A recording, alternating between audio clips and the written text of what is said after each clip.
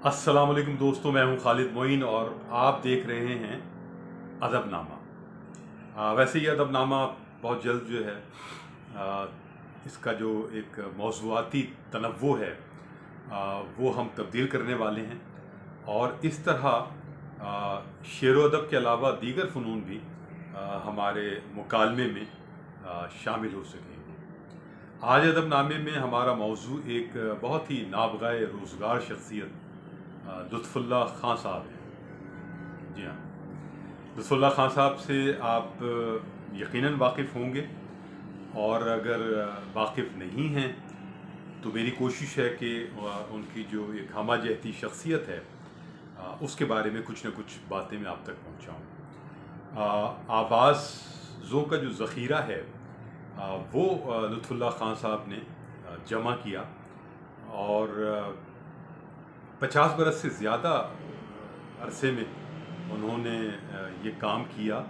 एक बहुत ही मुश्किल, पेचीदा और दिक्कत तलब काम लुत्फ़ुल्लाह खां साहब ने तनहा किया। एक ऐसा काम जो बहुत सारे शायद इदारों को करना चाहिए और उनके आवाज़ ख़ज़ाने में सिर्फ़ शेर व अदब की आवाज़ें और बहुत ही मोतबर और यादगार आवाज़ें और शख्सियात ही यकजा नहीं हुई हैं, बल्कि उनके जो आवाज़ ख़जाना है उसमें देखा जाए तो सियासतदान भी, जो बहुत अहम सियासतदान है जैसे कायदे आज़म साहब की तकरीर जो है वो भी इसमें शामिल है, दीगर सियासी अकाबिरीन की तकरीर शामिल हैं, मजहबी स्कॉलर्स की तकरीरें शामिल हैं इसमें, और शेर व अदब और मौसीकी तो यकीनन है ही। उसके अलावा भी बहुत जो अहम शोबे हैं ज़िंदगी के, लुत्फ़ुल्लाह खां साहब ने तमाम आवाज़ों को जो है और जो अहम शख्सियात थी उनको अपने घर बुलाकर उनकी रिकॉर्डिंग की और ये रिकॉर्डिंग ज़ाहिर है कि टेप पर हुई, जो उस वक्त का एक मारूफ तरीक़ा था रिकॉर्डिंग का। और अपनी उम्र के आखिरी दौर में वो डीवीडी में उस सारे आवाज़ ख़जाने को मुंतकिल करने के ख्वाहिशमंद थे और ये काम भी वो तनहा कर रहे थे। तो एक बड़ा काम, एक बड़ी शख्सियत, 1916 में लुत्फ़ुल्लाह खां साहब पैदा हुए मद्रास में, जो अब चुनाय बन चुका है, जैसे बम्बई जो है वो मुंबई बन चुका है। तो मद्रास में ही उनकी इब्तदाई तालीम व तरबियत हुई और वहाँ से फिर वो टीन एज में ही हैदराबाद चले गए और टीन एज में ही उन्होंने कुछ काम भी शुरू कर दिया। तो इस हवाले से वो एक सेल्फ मेड आदमी रहे। उनके वालिद रेलवे के महकमे में जॉब करते थे और फिर 1938 में लुत्फ़ुल्लाह खां साहब जो हैं वो बम्बई चले गए और बम्बई में अच्छा, एक उनकी शख्सियत का एक बहुत अहम पहलू जो है वो ख़ुद गायकी के हवाले से है। जी हाँ, लुत्फ़ुल्लाह खां साहब ख़ुद एक गायक के तौर पर भी मारूफ़ रहे। पब्लिक परफॉर्मेंसेस भी दी उन्होंने और गज़ल और सेमी क्लासिकल भी गाया उन्होंने, लेकिन ज़ाहिर है कि ये चीज़ें फिर वक्त के साथ साथ पीछे की तरफ रह गई और फिर वो आगे बढ़ गए। अक्टूबर 1947 में वो पाकिस्तान आ गए, आज़ाद पाकिस्तान में, और कराची में मुकीम हो गए और सारी ज़िंदगी फिर उन्होंने कराची ही में गुजारी। इसी दौर में जब वो पाकिस्तान आ गए थे उन्होंने शादी भी कर ली और उसके बाद फिर पाकिस्तान और कराची आने के बाद फिर वो एडवर्टाइजिंग बिज़नेस से मुंसलिक हो गए, जो कि बाकी आगे के 50 बरस जो है उन्होंने एडवर्टाइजिंग में गुजारे। और इस एडवर्टाइजिंग में ही उन्होंने बहुत सी ज़ाहिर है कि जो मॉडर्न टेक्निक थी रिकॉर्डिंग की और चीज़ों की, उसके बारे में भी तवज्जो दी, लेकिन वो काम इससे पहले से कर रहे थे। और एक शौक़ उनका जो है फ़ोटोग्राफ़ी भी रहा और राइटर भी रहे हैं बहुत उम्दा। 4 किताबें लुत्फ़ुल्लाह खां साहब की आई हैं और उनको प्राइड ऑफ परफॉर्मेंसेस भी दिया गया 2012 में। तो उनकी बड़ी कदर मंजिलत रही है। जो ख़वास हैं उनके दरमियान जो है लुत्फ़ुल्लाह खां साहब की शख्सियत और जो उनका काम है और जो उनकी कदर होनी चाहिए, कदर मंजिलत होनी चाहिए, वो यकीनन जो हमारे बड़े शोरा हैं, बड़े गुलकार हैं, मजहबी स्कॉलर्स हैं, सियासतदान हैं, उन सब में लुत्फ़ुल्लाह खान साहब की बड़ी क़द्र मंज़िलत है जो होनी चाहिए, लेकिन शायद अवामुन्नास तक वो उस सतह पर उतना आ नहीं सके।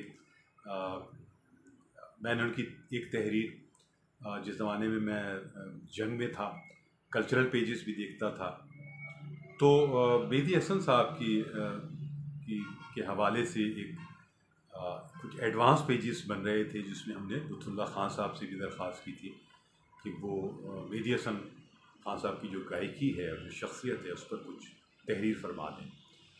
तो उन्होंने एक बहुत ही कमाल की तहरीर जो है वो बड़ी करम फरमाई की कि लिखी उन्होंने, और उसका उन्वान था गायकी का माह तमाम मेहदी हसन।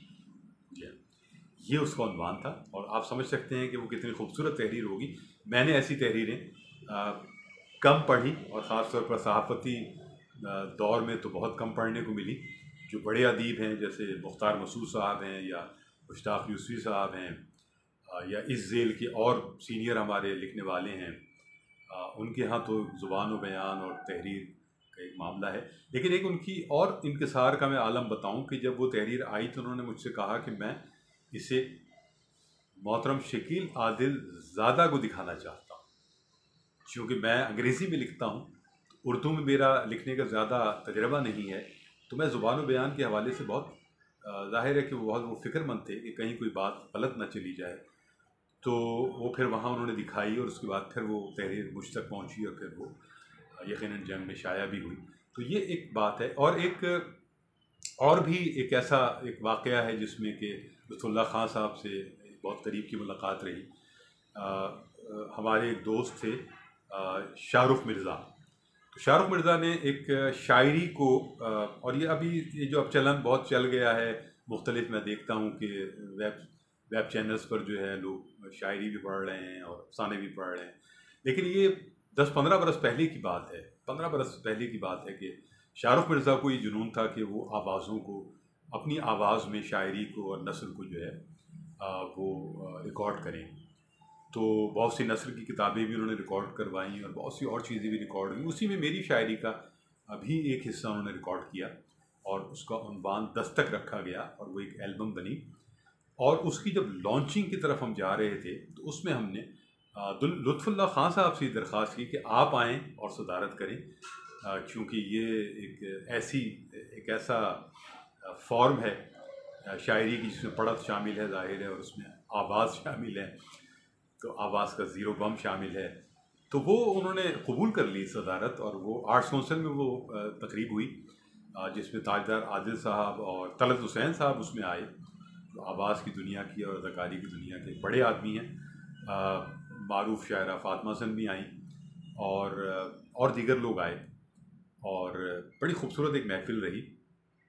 तो उसमें मैंने देखा कि लुत्फ़ुल्लाह खान साहब बहुत ही इंकिसार वाले आदमी थे, जैसे एक बड़े आदमी की निशानी होती है।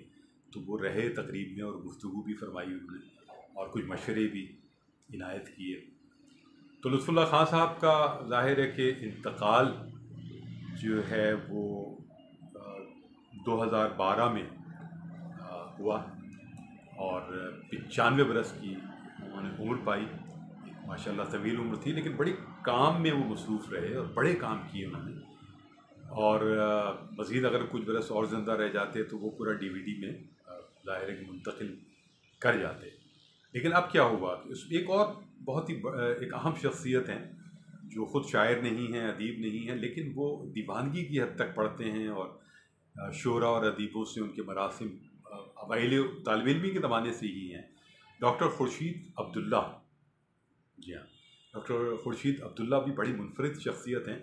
तो उन्होंने जो है बहुत से और कामों के अलावा ये जो लुत्फ़ुल्लाह खान साहब का काम था DVD में मुंतकिल करने का, और उसमें जो आवाज़ों का जो ख़जाना बिखरा हुआ था, ज़ाहिर है कि 5000 से ज़्यादा आवाज़ें हैं जो बहुत ही मोतबर शख्सियात की, और हर फ़नून की जो शख्सियात हैं वो उसमें शामिल हैं। फिर उसमें जो है उनकी बेगम साहिबा लुत्फ़ुल्लाह खान साहब की, और डॉक्टर खुर्शीद अब्दुल्ला साहब जो हैं ये उसमें मुनहमिक हो गए, और वो कई बरस से उस पर काम कर रहे हैं, और वो अपने पेज पर तहरीरें लगाते भी रहते हैं, वो शेयर करते रहते हैं वो आवाज़ें जो बहुत नायाब हैं। जो बहुत खूबसूरत हैं, जो अहद आफरी भी हैं और बहुत खूबसूरत और बामानी आवाज़ें हैं, हर छुबी की आवाज़ है।